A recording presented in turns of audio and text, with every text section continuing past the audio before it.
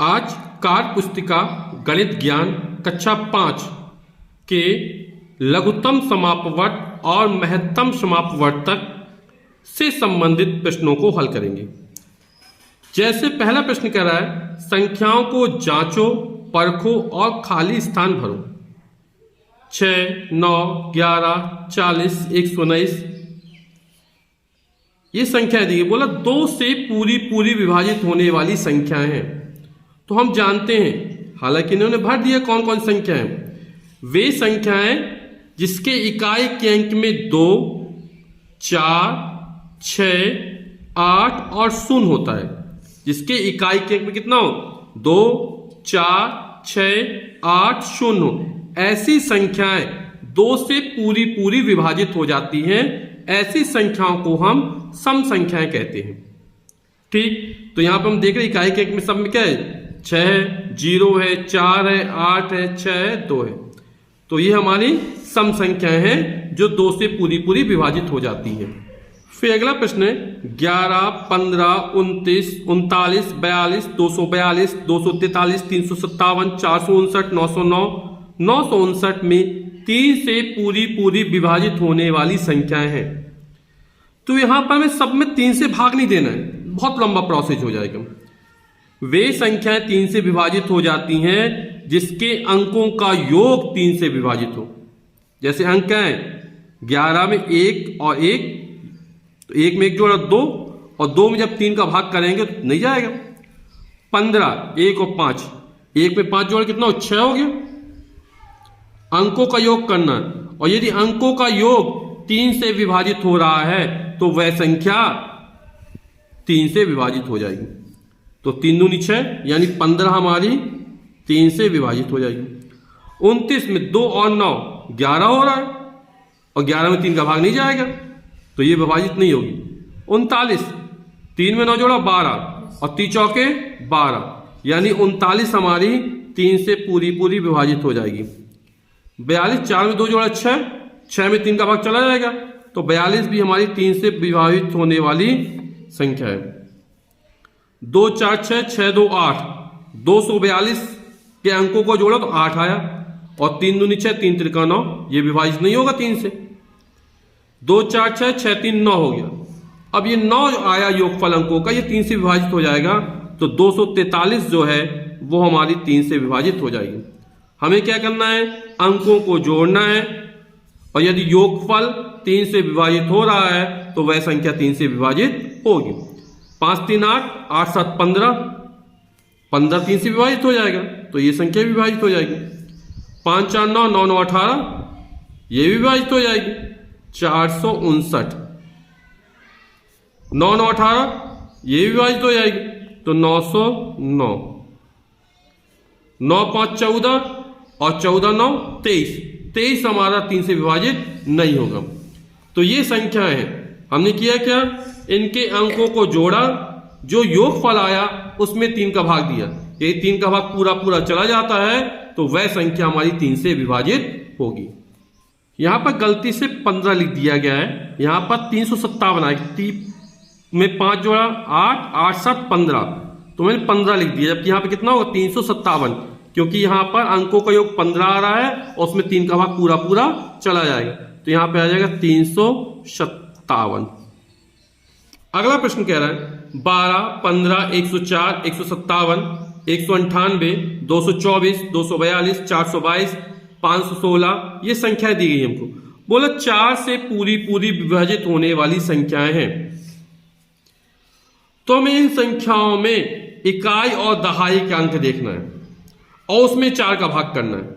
यदि भाग पूरा चला जाता है तो संख्या हमारी 4 से विभाजित होगी। जैसे 12, 4 किया 12, ये हो जाएगी। 15 में भाग नहीं जाएगी, ये नहीं होगी। 104 में 0, 4 को देखना है, इकाई और दहाई के अंकों को, तो इसमें हमारा भाग चला जाएगा 4 का, तो 104 हमारी 4 से विभाजित होने वाली संख्या है। 57 में नहीं जाएगा 4 का भाग। 98 में 4 दूनी 8, 1 बचा, 18 हो रहा, नहीं जाएगा। 224 में 24 है, 4 छंग 24, तो यहां पर 224 हो जाएगी। 422, 22 को देखना है, इसमें 22 में 4 का भाग नहीं जाएगा। 516, 16 में 4 का भाग चला जाएगा तो 516 अगली संख्या हो जाएगी जो 4 से पूरी तरह विभाजित होगी। 56, 4 एकम 4, 4 चौक 16, 56 में 4 का भाग पूरा पूरा चला जाएगा तो 956 जो हमारी होगी वो 4 से विभाजित वाली संख्या हो जाएगी। 0 0 है तो इसमें भाग चला जाएगा तो 800 हो जाएगी हमारी। इस तरह 1200 हो जाएगी, जिसके इकाई और दहाई के अंक दोनों 0 0, उसमें 4 का भाग पूरा पूरा चला जाता है। 12 में चला है 4 तिया 12 तो 1612। हमें क्या करना है, इकाई और दहाई के अंक की जो संख्या बन रही है उसमें यदि 4 का भाग चला जाता है तो पूरी संख्या 4 से विभाजित होगी। अगला बोल रहा है ये संख्या हमको दी गई है 5 से पूरी पूरी विभाजित होने वाली संख्या है। तो 5 से, जैसे 5 एकम 5, 5 दूनी 10, 5 तिया 15, 5 चौक 20। तो हम देख रहे हैं इकाई के अंक में 5 आ रहा है, 0 आ रहा, तो हम भी यहीं पर ये देखेंगे यदि इकाई के अंक में 0 आए या 5 आए तो वह संख्या 5 से पूरी पूरी विभाजित हो जाएगी। इकाई के अंक कितना है, 0 आए या 5 आए, जैसे 30, 35, इसकी इकाई के अंक 5, इसमें 0, 40, 235, 440, 555, 660, 1000, 1155। इन जो संख्या हमने लिखी है उसकी इकाई के अंक 0 है या फिर 5 है। अगला प्रश्न कह रहा है एक संख्या 5 और 6 दोनों का गुणज है, मतलब 5 और 6 का गुणज है, उस संख्या के बारे में निम्नलिखित में से क्या कहा जा सकता है। यह 2 और 3 से विभाज्य है लेकिन 5 से नहीं।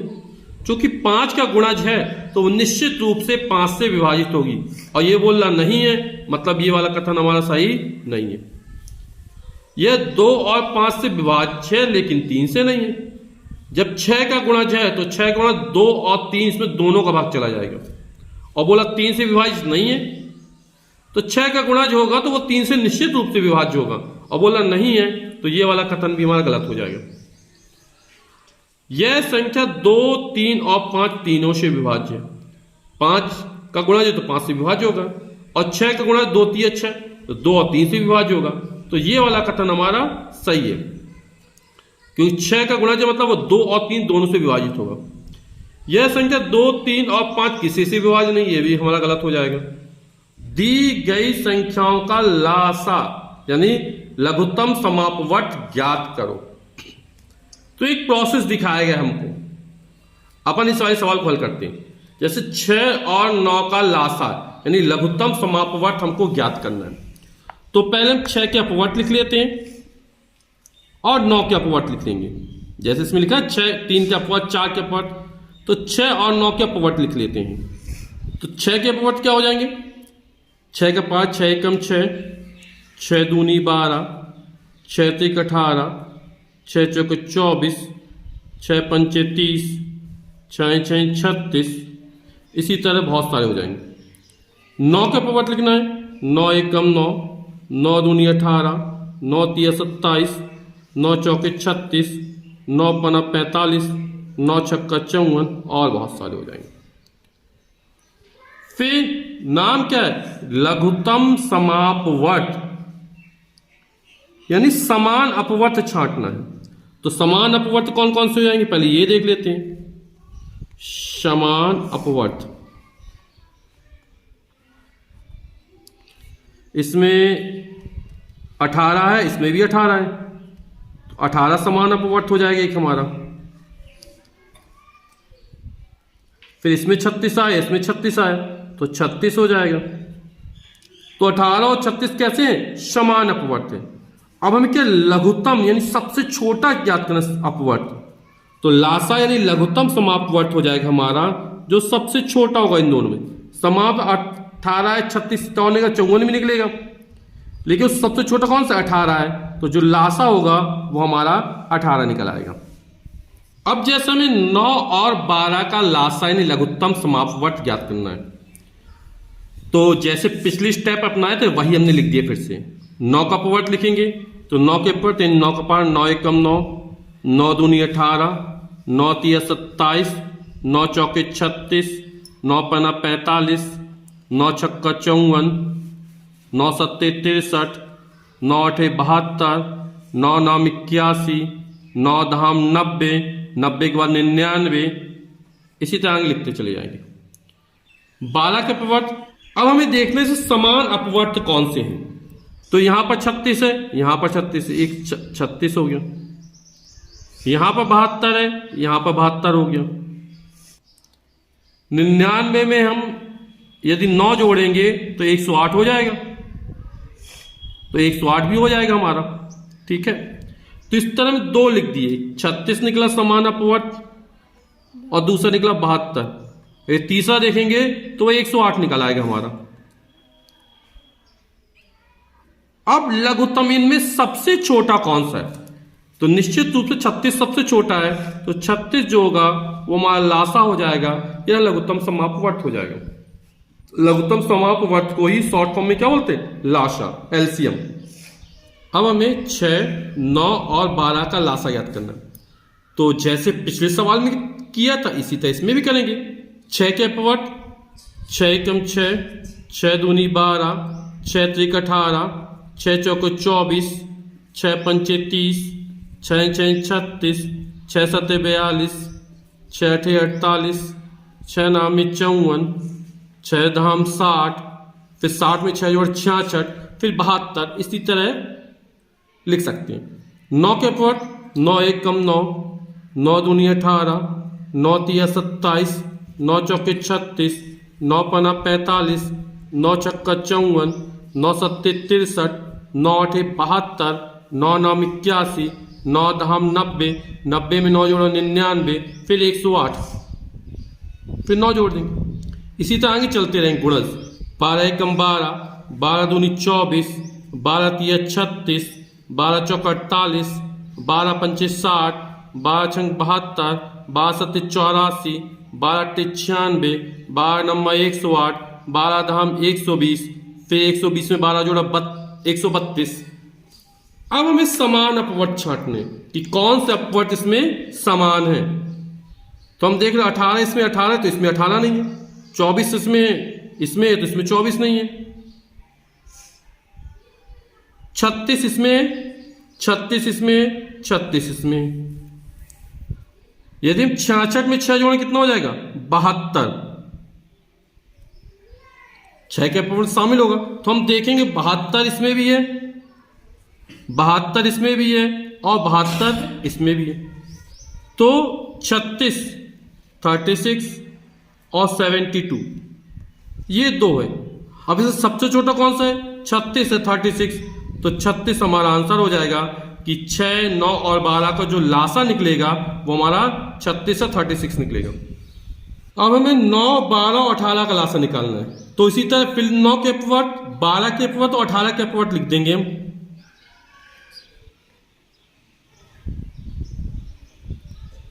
अब इसमें हम देख रहे हैं कि जो 36 है वो तीनों में, 72 जो है वो भी तीनों में है, 108 जो है वो भी तीनों में है। तो समान अपवर्त कौन है, 36, 36, 72, 72, 100 यानी 108। अब लघुत्तम यानी सबसे छोटा, तो इसमें सबसे छोटा कौन, 36, 36 है, तो आंसर जो हमारा हो जाएगा वो 36 हो जाएगा। अगला सवाल कह रहा है 8 अंकों की एक संख्या को 9 से विभाजित करने पर पूरा पूरा विभाजित हो जाता है।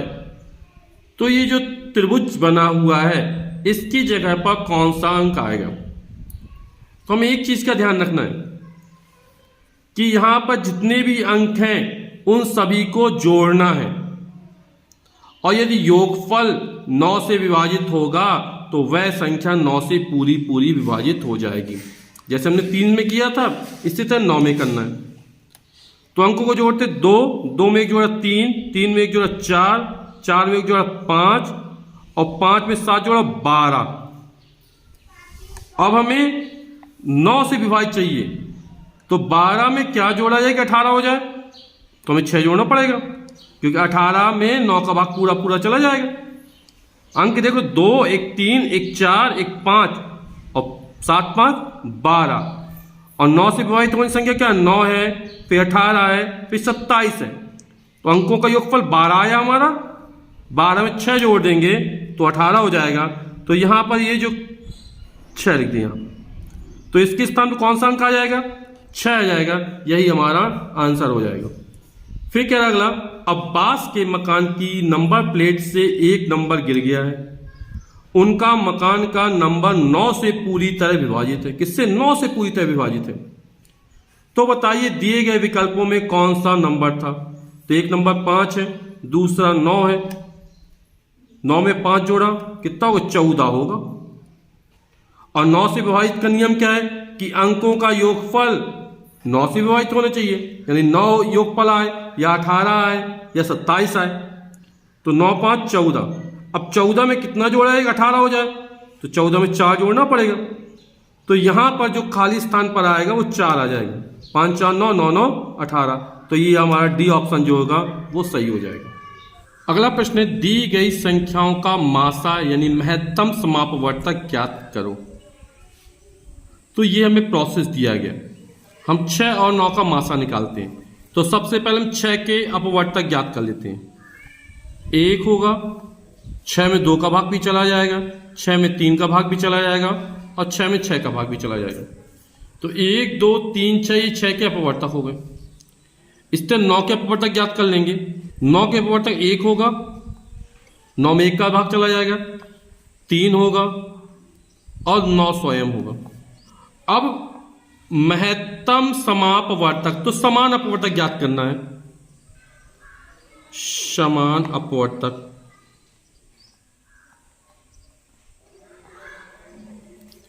तो 1 दोनों में तो 1 हो गया समान अपवर्तक, 3 दोनों में 3 हो गया।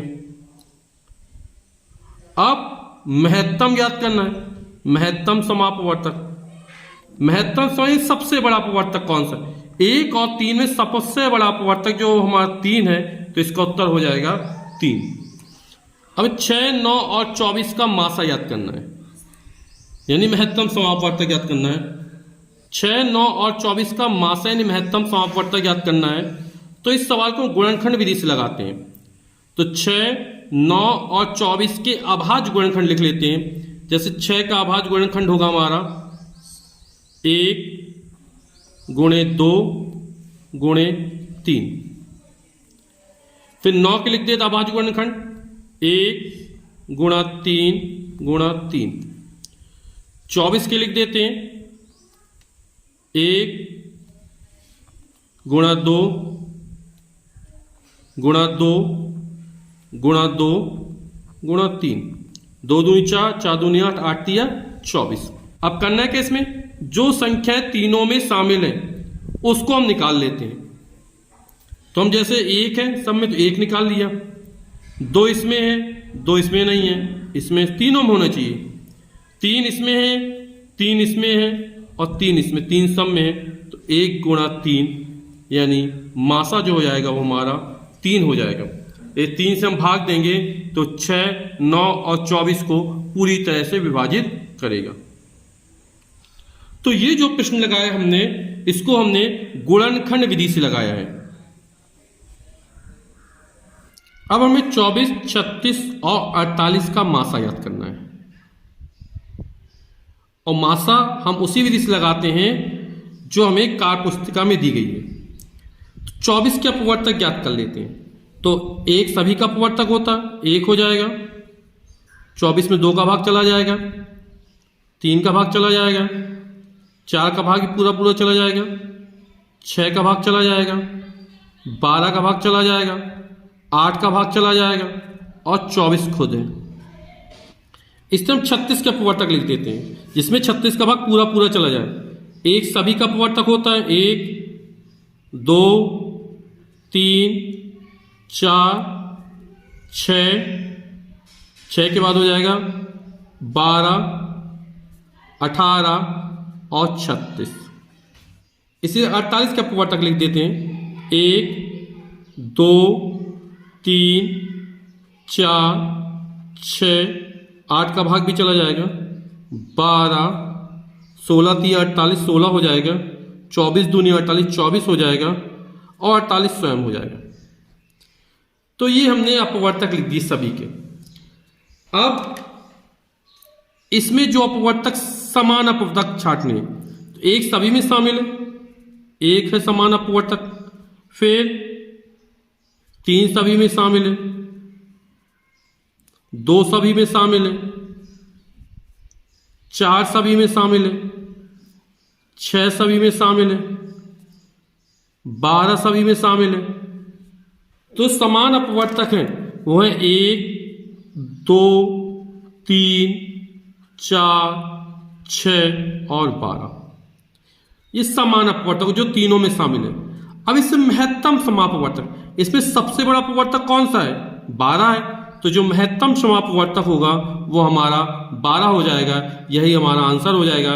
इस 12 संख्या का भाग 24 में भी चला जाएगा, 36 में भी चला जाएगा और 48 में भी चला जाएगा।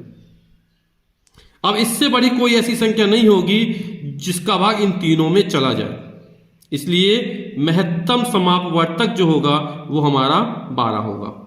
और इसका अंतिम प्रश्न है, एक माली के पास कुछ फूल हैं, जब वह 25 अथवा 35 फूलों की माला बनाता है तो कोई फूल शेष नहीं बचता है, यानी सारे के सारे फूल उसके प्रयोग हो जाते हैं। उसके पास कम से कम कितने फूल हैं? तो जब भी कम से कम फूलों की संख्या पूछा जाए तब हमें लासा यानी लघुत्तम समापवर्त निकालना है।